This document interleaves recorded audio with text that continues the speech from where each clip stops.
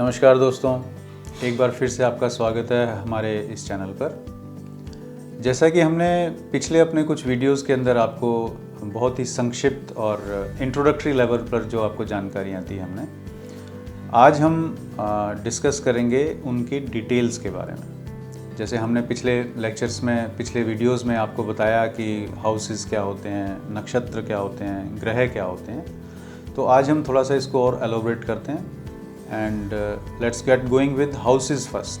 तो हम आज हाउसेस को थोड़ा और डेप्थ पे जाके देखते हैं। तो मैं आपको ले चलता हूँ वापस से फिर से उसी स्क्रीन के ऊपर जो मैंने आपको सबसे पहले दिखाई थी। तो अब जैसा कि आप इस स्क्रीन पे देख पा रहे हैं कि यहाँ पे हाउस नंबर 1 के अंदर मूवेबल लिखा हुआ है, मार्स लिखा हुआ है, राम लिखा हुआ है, क्रूर लिखा हुआ है, विषम लिखा हुआ है। तो ये सब बातें जो हैं, ये सब राशियों के बारे में, जिनके बारे में हम आगे आपसे डिस्कस करेंगे। लेकिन अभी फॉर द टाइम बिंग इस कुंडली के अंदर 4 तरह के ट्रायंगल्स बनते हैं। तो उन ट्रायंगल्स के बारे में हम बात करते हैं, जिसको कि हम धर्म, अर्थ, काम और मोक्ष के ट्रायंगल्स बोलते हैं। तो पहला अगर हम ट्रायंगल लेते हैं तो पहला ट्रायंगल शुरू होता है 1 से। तो house number 1, house number 5 and house number 9 ये एक त्रिकोण बनाते हैं। अगर आप इनके सेंटर से लाइन खींचेंगे तो ये एक त्रिकोण बनाते हैं। तो इसको हम धर्म का त्रिकोण बोलते हैं। तो जो भी रिलेटेड, ये सबसे इम्पॉर्टेंट हाउसेस होते हैं किसी भी कुंडली के अंदर, वैदिक एस्ट्रोलॉजी के अंदर, क्योंकि पहला घर जो है वो खुद आपको डिफाइन करता है। आपके जितने भी कैरेक्टरिस्टिक्स हैं उनके बारे में डिफाइन करता है। 5वां जो है वो आपके इंटेलेक्ट, आपकी नॉलेज के बारे में करता है, हमको बताता है। और दूसरा जो 9वां भाव है वो सबसे इम्पॉर्टेंट है, जो कि आपके भाग्य के बारे में बताता है। बेसिकली अगर आपका भाग्य ठीक नहीं है तो बाकी कुछ भी ठीक नहीं चल पाएगा। तो इसलिए जो मोस्ट इम्पॉर्टेंट हाउसेस हैं वो ये 3 हैं। तो और इनको हम धर्म त्रिकोण के नाम से जानते हैं। तो इसके बाद जो दूसरा जो त्रिकोण हम बात करते हैं वो है दूसरा, छठा और 10वां, जिसको हम अर्थ त्रिकोण बोलते हैं। क्योंकि इसके अंदर भी 2nd हाउस, 6th हाउस और 10th हाउस के अगर सेंटर से आप लाइन खींचेंगे तो आपको एक ट्रायंगल मिलेगा। इसको हम अर्थ का त्रिकोण बोलते हैं, क्योंकि ये 3 जो घर हैं ये डिसाइड करते हैं कि आप किस तरह से धन कमाएंगे, किस तरह से अर्थ आपके पास आएगा, आपका प्रोफेशन क्या होगा, आपके बैंक में कितना पैसा होगा, आप सर्विस करेंगे या बिजनेस करेंगे। ये तीनों घर बहुत ही इम्पॉर्टेंट हैं इस काम को बताने के लिए।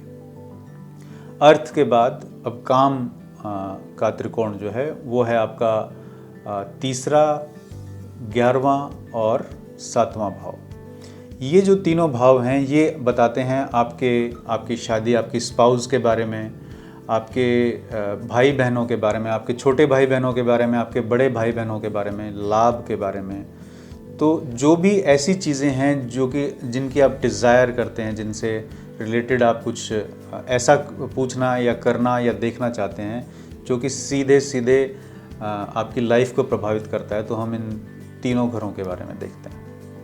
चौथा और लास्ट जो त्रिकोण हम इसमें बनाते हैं वो है 4th हाउस, 8th हाउस और 12th हाउस। ये तीनों जो घर हैं ये मोक्ष की प्राप्ति की तरफ आपको ले जाते हैं।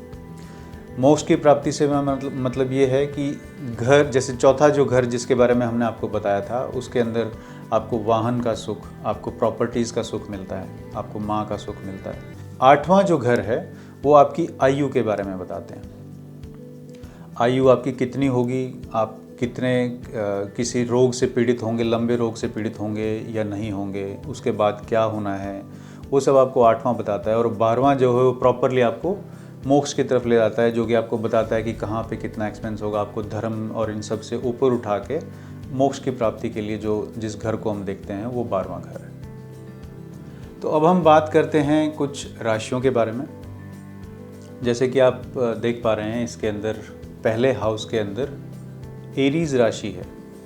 और राशियों के बारे में मैं आपको एक बात बताना चाहूँगा कि राशियाँ 2 तरह की होती हैं, एक सम, एक विषम यानी ऑड एंड इवन नंबर्स। तो जो ऑड राशियाँ होती हैं वो एक से मतलब 1, 3, 5, 7, 9, 11, ये ऑड राशियाँ यानी विषम राशियाँ। और जो इवन राशियाँ हैं जो बच गई हैं 2, 4, 6, 8, 10 और 12, ये सम राशियाँ हैं। तो ये ऑड और इवन राशियाँ जो हैं ये हमारे कब काम आती हैं? जब प्लैनेट्स आपकी कुंडली के अंदर जिस टाइम आप पैदा हुए थे, बर्थ कुंडली या लगन चार्ट जिसको हम बोलते हैं, वो जब जिस जिस राशि के अंदर होते हैं तब हम ये डिसाइड करते हैं कि कौन सी राशि इस वक्त कौन से घर के अंदर है और उसको कौन सा प्लैनेट उसके ऊपर अपना इन्फ्लुएंस डाल रहा है। तब हमें ये सम और विषम राशियां जो हैं इनकी सिग्निफिकेंस के बारे में पता लगता है, क्योंकि इनको हम हाउस के साथ कोरिलेट करके इसकी प्रिडिक्शन के लिए यूज़ करेंगे, जो कि हम आपको अपने आने वाले वीडियोस के अंदर बताएंगे। तो अब हम बात करते हैं राशियों के नेचर के बारे में, जो कि 3 तरह के नेचर होते हैं राशियों के। या तो वो मूवेबल होगी, या वो फिक्स्ड होगी, और या वो ड्यूअल साइन होगा, मतलब दोनों तरीके से। तो जो जैसा कि आप इस कुंडली के अंदर देख पा रहे हैं, इसमें पहला जो साइन है वो एरीज है और वो मूवेबल है। दूसरा जो साइन है वो टॉरस का है और ये फिक्स्ड साइन है। और जो तीसरा साइन है वो ड्यूअल साइन है। तो इसी प्रकार से चौथा जो साइन आता है वो फिर से मूवेबल होगा, 5वां साइन फिक्स और 6ठा साइन फिर से ड्यूअल नेचर का होगा। इसी प्रकार से 7वां जो साइन है वो मूवेबल, 8वां जो है वो फिक्स और 9वां जो साइन है वो ड्यूअल साइन होता है। लास्ट के बचे हुए 3 भी इसी क्रम में चलेंगे, इसी टाइप से चलेंगे।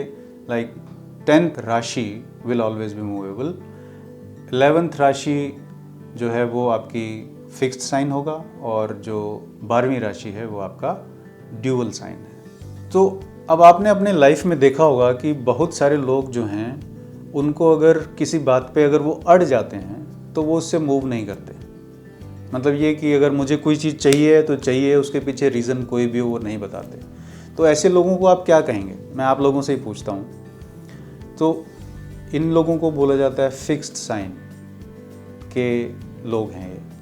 बेसिकली अगर इनके दिमाग में कोई चीज़ एक बार बैठ गई तो आप उसको उससे हिला नहीं सकते हो, वो फिक्स्ड साइन हो। कुछ ऐसे लोग होते हैं जो अपनी चीज़ों को बहुत ध्यान से रखते हैं और समय अनुसार, टाइम अनुसार अपने डिसीजंस को चेंज कर लेते हैं। ये ऐसे साइंस होते हैं जिनको हम मूवेबल बोलते हैं। और तीसरा साइन जो होता है वो है ड्यूअल नेचर। ड्यूअल नेचर मतलब कि अगर उसने कोई डिसीजन ले लिया है तो वो उस पर स्टिक रहेगा, लेकिन अगर उसको कोई और लॉजिक दे दिया जाता है जो उसे लगता है कि ठीक है, तो वो अपने आप को चेंज कर लेता है। मतलब वो फिक्स्ड भी है और वो मूवेबल भी है। तो वो ड्यूअल साइन हो गया। Basically depending on the time, depending on the situation, वो अपने डिसीजंस को चेंज कर लेते हैं। इन साइंस वाले जो लोग होते हैं वो इस टाइप के होते हैं। तो आई होप आपको फिक्स, मूवेबल और ड्यूअल साइंस के बारे में आइडिया हो गया है। हम इसके बारे में और डिटेल से जानकारी देंगे आपको अपने आने वाले वीडियोस के अंदर। तो अब इसके बाद बारी आती है एलिमेंट्स की।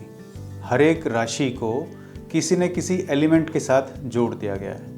तो जैसा आप जानते ही होंगे हमारे पास नॉर्मली 5 एलिमेंट होते हैं। तो कुंडली के अंदर हम सिर्फ 4 ही एलिमेंट्स को लेकर चलते हैं, जिसमें से fire, earth, air and water, इनको लिया जाता है। तो इस तरह से अगर हम देखेंगे तो 3 राशियां जो हैं वो एयर एलिमेंट की हैं, 3 राशियां फायर, 3 अर्थ और 3 वाटर एलिमेंट की राशियां हैं। तो अब इन राशियों में से अगर हम पहली राशि को देखते हैं तो वो फायर एलिमेंट की है, जिसको हम मेष राशि बोलते हैं और इंग्लिश में उसे एरीज बोलते हैं, जो कि काल पुरुष की कुंडली में फर्स्ट हाउस को बोला जाता है, फर्स्ट राशि को बोला जाता है। काल पुरुष का नाम अब आपके उसमें आया तो आप सोचेंगे कि काल पुरुष क्या है। तो मैं आपको ये बताना चाहूँगा कि काल पुरुष की कुंडली का अध्ययन हम सबसे पहले करेंगे और ये मैं आपको अपने आने वाले वीडियोस के अंदर बताऊँगा। सो फ्रेंड्स, आई होप आपको ये वीडियो अच्छा लगा होगा। तो फ्रेंड्स, लाइक करें, सब्सक्राइब करें and do comment us in case you need any clarification. मिलते हैं आपको नेक्स्ट वीडियो में, तब तक के लिए नमस्कार।